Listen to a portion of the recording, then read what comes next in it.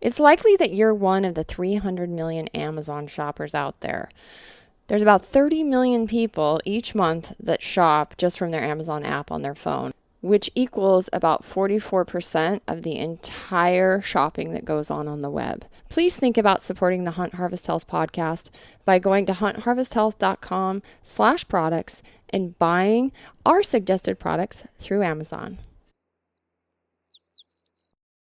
Just recently, I've been working with a patient from Missouri who came to me initially because he was losing vision in his eyes. He had been diagnosed with high cholesterol, and they basically had just given him a medication and told him, oh, you need to eat better and do some exercise, and sent him home. This wasn't enough, and he felt that he needed more instruction, and he felt that there were some deeper things that needed to be worked on, so he contacted me. Over the last year, we have worked with his labs through supplementation, strategic nutrition, stress reduction, and lifestyle. And we have seen a marked decrease in his numbers. In the last year, his labs have dramatically changed, and what was once a high cardiac risk is now moderate. And I know that within 1 year, all his numbers will likely be normal, and he will be a low cardiac risk. Whether or not his vision completely returns, we have improved his quality of life and changed the way in which he sees his body. You have control. You have so much more power than you think you do. And if you want more help, if you want more guidance, if you need to work with somebody who's going to listen and maybe even just look at your labs in a different way to help improve your health, feel free to contact us. If you go to huntharvesthealth.com under See the Doc, you can learn more about working with me via Skype or in office and the services that we can offer. It's my mission in life to spread the word of naturopathic medicine and to help us all return to the knowledge that we have the control and that we have the choice to make better decisions for our lives and for the generations yet to come.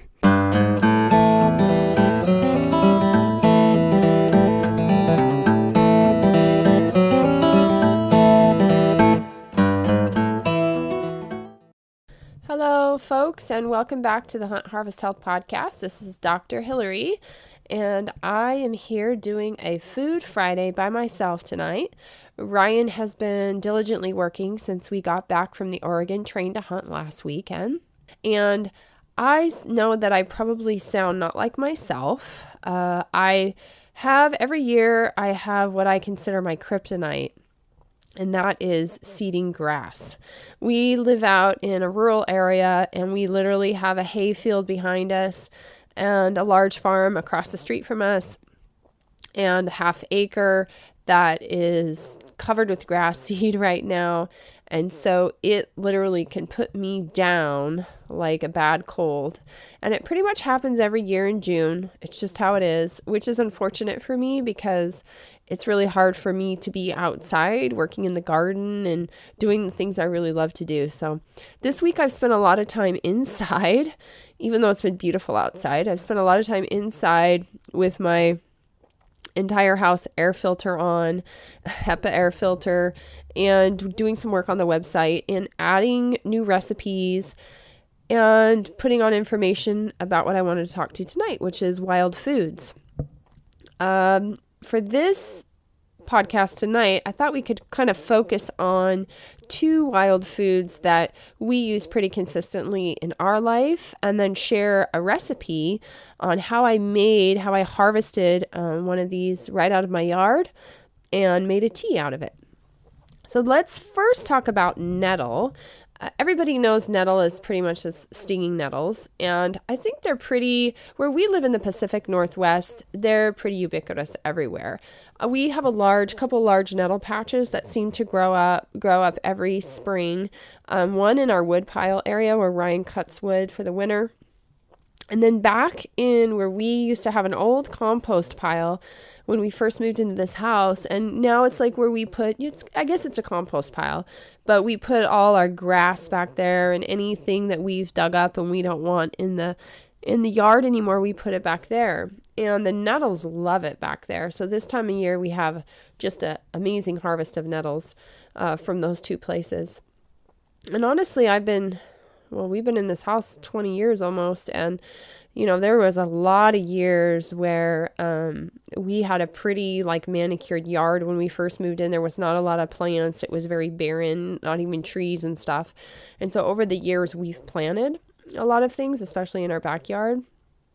And we've seen, as we've done that, we've done more kind of permaculturing our yard, as we've seen the nettles kind of come and thrive in these areas.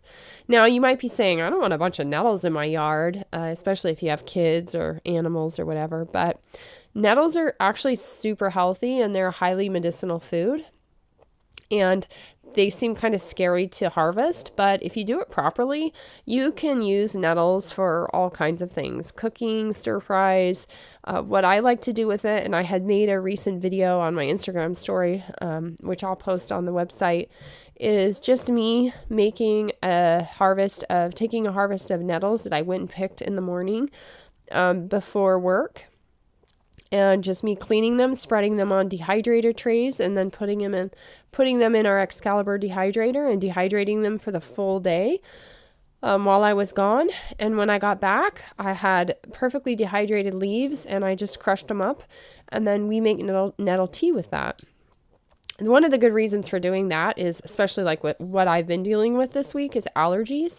Is that nettles actually have so many nutrients in them, like iron, calcium, potassium, magnesium.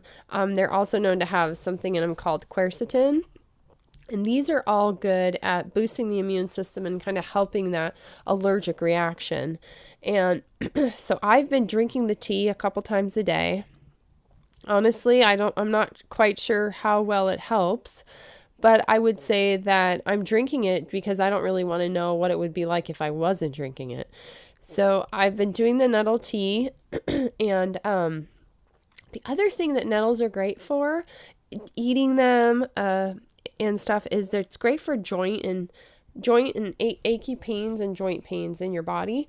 Some of the old traditional arthritic treatments was they would use actual nettle, and the stinger on the nettles is what creates a histamine reaction in your body. So if you've ever been stung by a nettle, you know that feeling.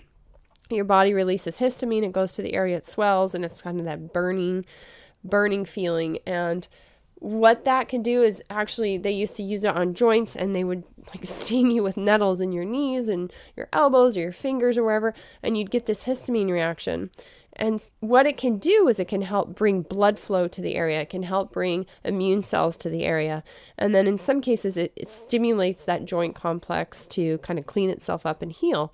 So if you internalize it, I wouldn't really recommend doing that treatment. It's not very comfortable, and likelihood of, I have never done it and I've never practiced that, but I know there's old stories about that. But if you eat it, you're still going to get the benefits from that. You can also buy pills with nettle. You'll see a lot of herbal formulas that have nettle in it, and it's usually for immune system boosting as well as allergies, helping kids and adults with allergies with that histamine production.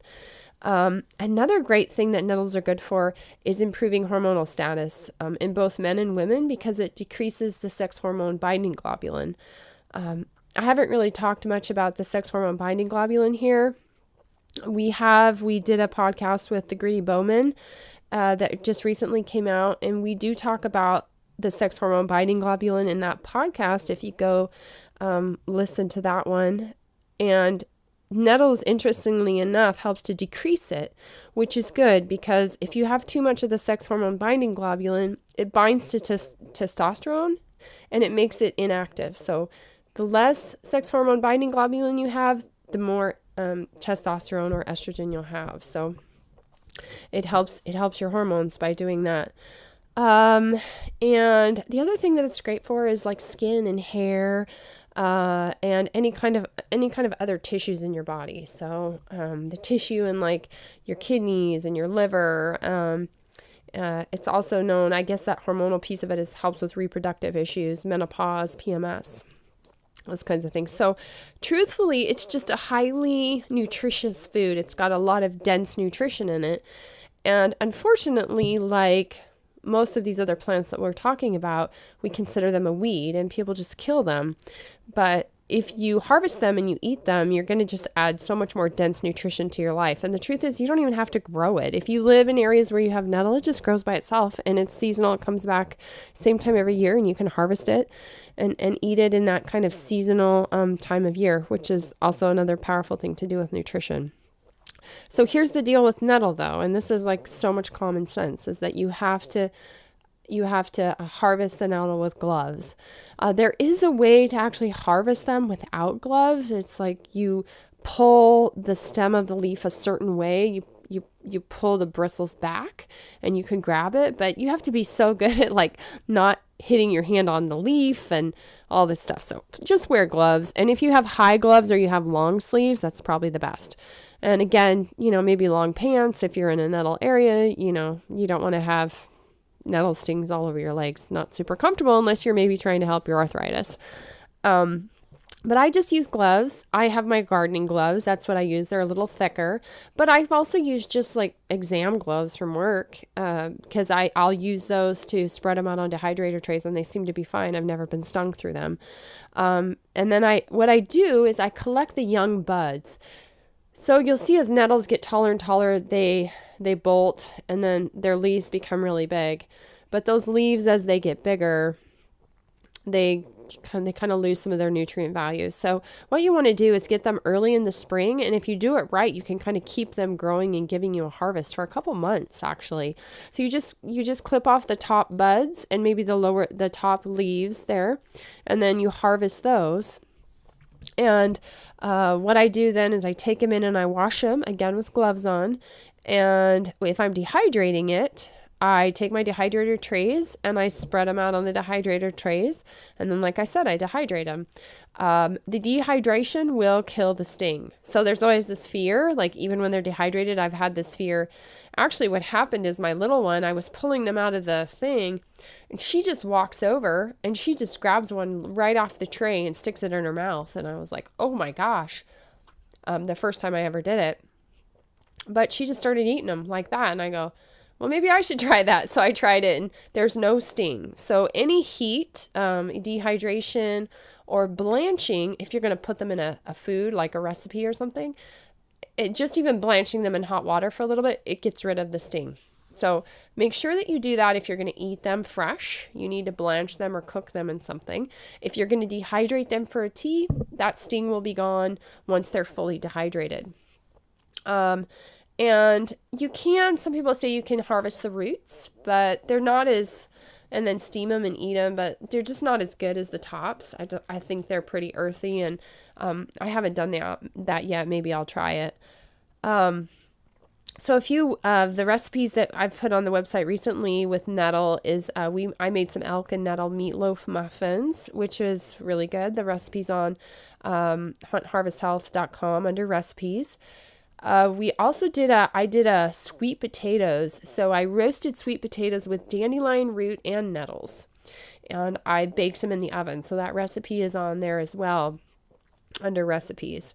And that kind of brings us into the next food that I feel is such an amazing food and a great restorer of health is the dandelion. And here's the biggest question, like, who does not have dandelions? They're kind of like here, there, and everywhere is what I always say about dandelions. They seem to be in all four corners of this country, at least. And I don't know around the rest of the world, but dandelions are a pretty pervasive plant. Interestingly enough, in this country, we kill them. We consider them a weed. We're always trying to get them out of our yards. We're spraying Roundup on them. And so, unfortunately, dandelions have gotten this kind of bad rap, but you can tell when you're in the spring and you see the harvest, you see the plethora of dandelions in your yard and kind of their life cycle is that they are a very resilient plant. And why that's good for you in the health realm is that the resiliency of the dandelion, it it talks to what the plant is actually going to do for your body. So the dandelion is really well known as a cleanser. It's cleansing for the kidneys and it's cleansing for the liver. And these are both obviously two organs of detoxification, and with the kidneys being an organ of elimination, is that we want to keep these organs as healthy as possible. And the dandelion, the entire plant of the dandelion has so many health benefits to help your kidneys, to help your liver. It's a great diuretic. It helps, kind of, if you're too swollen or you're retaining water, it helps you to get rid of water. It helps you to pee. And it's basically, with the liver, it can help increase your bile flow, and you're also getting a bunch of minerals like vitamin A, vitamin C, calcium, magnesium, and iron. You can even take, I'm not sure how much nutritional value there is in the flour, but take the flour, put it in some batter, and cook it like a fritter. And it's like eating a little fritter. So I didn't get to do that this year because I kind of didn't harvest the dandelions fast enough on the top to get in there. You obviously have to do that when they're fresh and you have big, juicy flowers. But they even make a wine with the dandelion flowers. They make like a dandelion wine. But what I did was I decided that I was going to make some dandelion tea, and I was going to make it from the roots. Now, I really like, if you've ever bought it at the store, roasted dandelion root. I know that a lot of people will drink it sort of as a coffee substitute because it has that kind of rich roasted flavor that coffee can take on. But, if you like that kind of earthy roasted taste, dandelion's really good. And this spring, or, not too long ago, my front yard just gets taken over because I don't really weed it in the winter or anytime. And here in the Northwest, the plants are just crazy. So it's not like where I was in Montana and everything just totally dies in the winter, like totally dead. Here things die, but depending on the severity of a winter we have, they kind of sort of die. And if we have a more rainy, warmer winter, they don't. So the weeds start really, really early. And of course, I hate weeding, so I don't go out and do it. And then the next thing you know, my yard is like a dandelion, and oh my gosh, I have so many weeds out there. They're just taking over everything. And then the strawberry boxes have just receded everywhere. So I have strawberries coming up everywhere, and my lemon balm has receded and it's everywhere. And my mint is starting to try to get out of the box, and it's like a infestation of all these plants just permaculturing themselves, which is awesome. But to clean them up, you do have to do some hard work. And we don't use chemicals. We've never used chemicals. So we've been on our property 20 years, and we've never used chemicals on any of our soil or plants. And usually what people are using on weeds like a dandelion is Roundup. Now, they used to say, and I remember this, is like you spray Roundup on a plant and it would kill the plant, and the Roundup would not go into the soil. I never believed that. I never felt like that was totally truthful. And I think it's impossible for us to totally know, but we do know that there is a huge increase in glyphosate exposure. And glyphosate is basically the main chemical constituent of Roundup. Glyphosate is now being indicated in the rise in autism and many other conditions that we were blaming on other things. And now we see that the use of Roundup Ready seeds and Roundup, and then even people in their yards using these weed killers, has sort of infiltrated the plants, and then we're eating it. So it is kind of pervasive right now in the food supply chain. And if you want to do more research on glyphosate, you should. It may scare you a little bit, but it might also help you to change some of your dietary patterns and the foods that you're choosing to eat. But what I did was I said, okay, I have this huge patch in my front yard that's full of dandelions, and these dandelions, like, they're just on steroids. So I know it's like a full day of work for me to do this. But what I wanted to do this year was make that roasted get the roots and make a tea out of the roots. So what I did was I spent basically half a day in the baking sun with a pitchfork and some gloves on, getting this entire area cleaned up of dandelions. And normally when you pull on a dandelion, you'll lose it because the roots are really strong and they go really deep. They can be really long. And they also, what's interesting, dandelion roots are sort of like bodies. And so they branch out. They've got like arms and legs, and this makes it so that they can hold on and you can't just pull them out. So, when Ryan will always say to me, you need a weed, you have to go dig them out. Like you can't just pull on it. They're going to come back. And I think that's why dandelions are so pervasive, is because you just can never fully get the root. And so they just come back like crazy. Well, I got in there and I dug out this entire section and I got the roots. And some of these roots were like, 18 inches long. It's crazy. And so I did this entire section. I harvested all of them. And then when I was done with that, I cut the tops off. So the leaves of the dandelion are really the part that's best for the kidney. They're the diuretic. They help with water retention. They help cleanse the kidney. They have lots of nutrients in them because they're leaves. But by the time I harvested these dandelions, the leaves were really big and they were really bitter. And so they're not really the leaves that I would want to use in like salads or stir fries. They're a little bit too bitter. So if you're going to harvest dandelion leaves, you'd want to do that earlier on in the season, really before the flowers even start to bud. I did see dandelion greens at Fred Meyer the other day, which is kind of a big grocery store around here. So, if you're growing dandelion greens, but I think the dandelions they're growing purposely for food, they're a different species, different breed than the ones that are growing in my yard because the leaves look different. So I need to do a little more research on that. But I cut all the tops off and I took the roots and composted the leaves.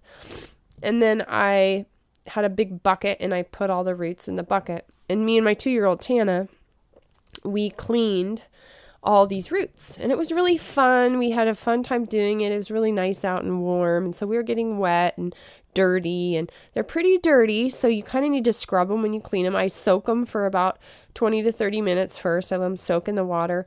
And then we just scrub them and clean them and rinse them. And after you get them fairly clean, I'm not afraid of a little bit of dirt. Some people would say you need to peel the dandelions, but when you see these dandelions and all the appendages they have and roots, you're like, I'm not going to peel these. That would just be tedious. So what I do is clean them as good as I can. And then we have a drying rack that we use in our greenhouse. And I just spread all these roots out on this drying rack. And I put it in the greenhouse for about 5 days. Now, the reason I was able to do that was because it was really warm that week, which is, again, another rare thing here in the Northwest in May. So it was really warm, and they were able to naturally dehydrate in the greenhouse. Normally, if it was in normal May where it's colder and rainier, I would have taken those. I probably would have dried them out overnight in the greenhouse, and then I would have cut them up and dehydrated them. And I haven't dehydrated the roots before, so I'm not quite sure how long it would take. But my guess is because they're thick and they're roots and they're pretty watery, it would take a couple days to get a good hard root out of it. But if you have a warm area that you can just let them dry, that's the best way to do it because it just naturally kind of sun bakes them and they get really crisp. What you want is a root that you can go snap it like a branch, and it doesn't have any more water in it. So after about 5 days, I took all these roots and I snapped them all into little pieces and I put them on a pizza pan.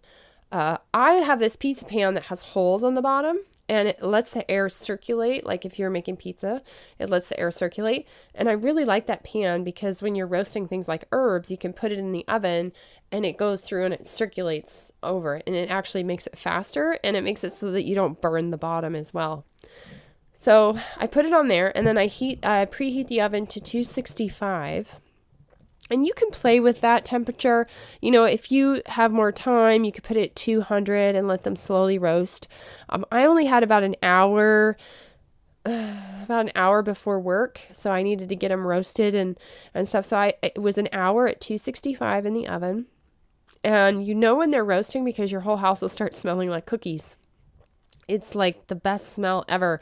My daughter's like, "What are you making? Like brownies?" I said, "No, it's dandelion root." So you roast it and it gives it that, it just brings that flavor in. It seals in the nutrients and gives it that roasted flavor. And then once it's done, you take it out and you let them cool off a little bit. And they cool off pretty fast, but let them cool off. And then what I do is I have a power bullet. Now, I also have a food processor. I guess you could do it in the food processor as well, or the power bullet, but you need to use the attachment that's like the grinder. Like on the power bullet, we have one that's got a coffee grinder attachment. Use that, or use your food processor with the heavy duty blade. I haven't tried it in my Vitamix because I don't want to break my Vitamix, and a normal blender will not work. The blade has to be pretty strong because it's a pretty tough root, and we're going to grind it into a powder. So, I mean, the power bullets are amazing. You can get one off our website if you want to get it through Amazon and support us. You can go through there. You can get actually your dehydrator and your power bullet and your Vitamix and your food processor, anything we have on there that we talk about. So, but put it on there and blend it. Man, it takes like 10 seconds and 20 seconds, and you have this yummy cookie smelling like powder. And yeah, and that powder, you just put it in, I put it in a mason jar. So 1 pan of root, so 1 pizza pan of root, which was this whole area in my yard, turned into 1 pizza pan of root equals 3/4 of a 16-ounce mason jar of powder. And then what you do with the powder is that's what you use for the tea. And to make the tea, the only thing that you'll really need if you don't have it is a coffee press. I like the coffee press because, and that's how we like to make our coffee too, is like when you put the coffee in, you pour the boiling water over it, you can let it steep and sit in the water. Unlike a tea ball or like a tea bag, which I don't think it gets enough perfusion through the herb to really get it into the water. So I use a coffee press for it, and I let it sit for about 5 minutes. You can let it sit for longer if you want. It'll be really strong if you do it that way, but it still has a very subtle taste. And so I've let it sit longer than that, and that's fine. And then you press it down and you'll have this beautiful kind of reddish golden liquid. Now you can drink it just like that. It's very earthy that way, but it's got a bit of that roasted flavor to it. What I like to make is I like to make kind of like a quote unquote bulletproof or ketogenic tea. And it's just like you would do if you were doing the coffee. Let's see. So 1 coffee press, if it's like 2 cups, it's about 32 ounces. So you're going to get 2 16-ounce cups of tea out of it. And to that, I would add like 1 tablespoon of butter, 1 tablespoon of organic coconut oil. And then I like to add a little bit of almond milk or a little bit of coconut milk. And then we add a couple drops of the stevia. We like just the liquid stevia with maybe some vanilla or something in it. And then you put that in your power bullet or your Vitamix and you blend it up. And then you have this frothy tea that's kind of like drinking coffee. And the first time I made it, I was like, holy cow, this is so yummy. And now I'm totally addicted to it. And it's not easy to make because it takes time. The hardest part is digging up these roots. It's a lot of work. But it's so rewarding for me. I guess it's kind of like for Ryan, going elk hunting or going deer hunting. And, the time you put in to track an animal and to be out there and the hard work that you put in. And then, it may be 2 days, it may be 5 days, it may be 10 days. But if you do get blessed and rewarded with an animal, that feeling of accomplishment that you worked hard and now you have this. And then the process of coming home and processing the meat. These are all things that I guess in harvesting any type of food where you're literally going from, the ground or, field to fork, it's pretty rewarding. And so making this dandelion tea really made me understand more. And every year I'm just reminded that, our Mother Nature provides so many things that we take for granted. And there's food all around you if you look. And unfortunately, we do a lot of poisoning of our food and a lot of these wild plants that are really traditional medicines that have been used for centuries, if not millenniums, to heal. And so it is a lot of work. Digging up those things is a lot of work, but it's so rewarding now because I have that jar of dandelion root from my yard, and I'll have that all summer. And so all of this, including, I've added a new section on the website. I probably mentioned it before, but I've added a healing foods section on huntharvesthealth.com. And I'm trying to add foods that I feel are healing foods, as well as foods that I'm using in recipes on the website. So I recently just added aloe vera. That's where you can get your sprouting guide. If you go there, you get that free sprouting guide that I did on the last Food Friday to help you grow your own sprouts, which we've been doing religiously every week now, and I totally love. And so on there, you'll see more about nettle, the healing properties of nettle, and you'll see more about the dandelion. And then under recipes, look in our recipes and you can see the wild foods that we've added. Dandelion root can also be chopped up and put in, like I did the sweet potatoes with the nettle and the dandelion. So you can use the dandelion root fresh. You can eat it. And I have that recipe on the website as well. So you can go to huntharvesthealth.com/recipes/dandelion tea to get my dandelion tea recipe I just talked about. And you're going to see all the pictures. I took pictures for all of it, from the batch of dandelions that I was like, oh my gosh, here I go, to what it looked like in the end, and then the whole process to making the tea and pouring it in my cup and enjoying it. So wild foods are important. And if you are willing to do a little bit of kind of hunting around and looking around at what you have and thinking about food is not just these cultivated agricultural foods that we're used to growing and even having in the garden, but food that's growing out of your local environment and why it's there and how it can benefit you and heal you. Now, there's also a disclaimer here.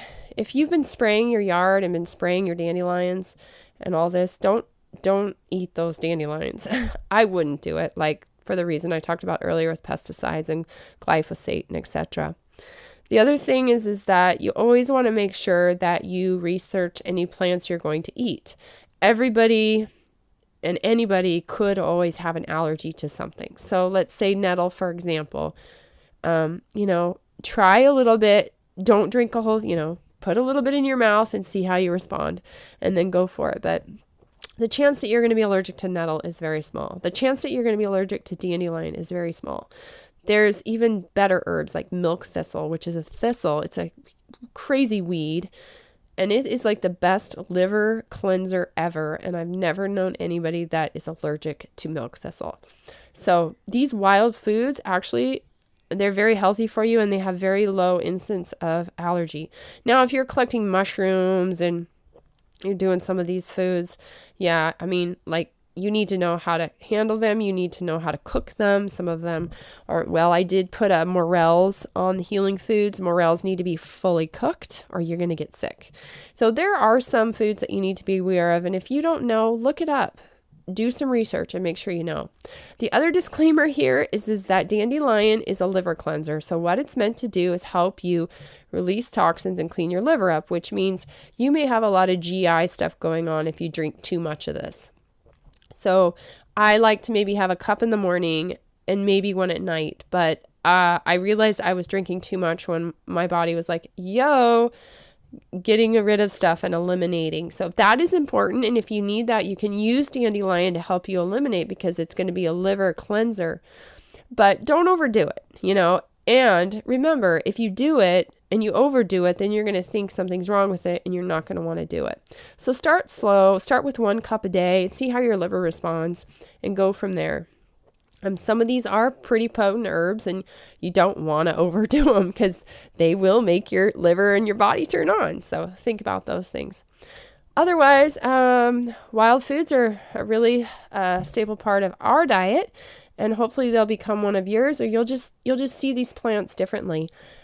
You can find this podcast at huntharvesthealth.com/recipes/dandelion tea, as well as the show notes page, huntharvesthealth.com/podcast/wildfoods. And I hope everybody has a great weekend, and we'll be back next week with some new guests. All right, take care. Hey folks, thanks for listening to the Hunt Harvest Health podcast. If you enjoyed the podcast, please leave us a review on iTunes or Stitcher. Visit our website at huntharvesthealth.com for more podcast stories and recipes. Follow us on Facebook and Instagram at Hunt Harvest Health. You can also message me at StHealthy Hunter, that's STH, and I will be more than happy to answer any questions you might have. Also tag your photos Hunt Harvest Health or Get StHealthy, as we enjoy seeing what you guys are doing as well.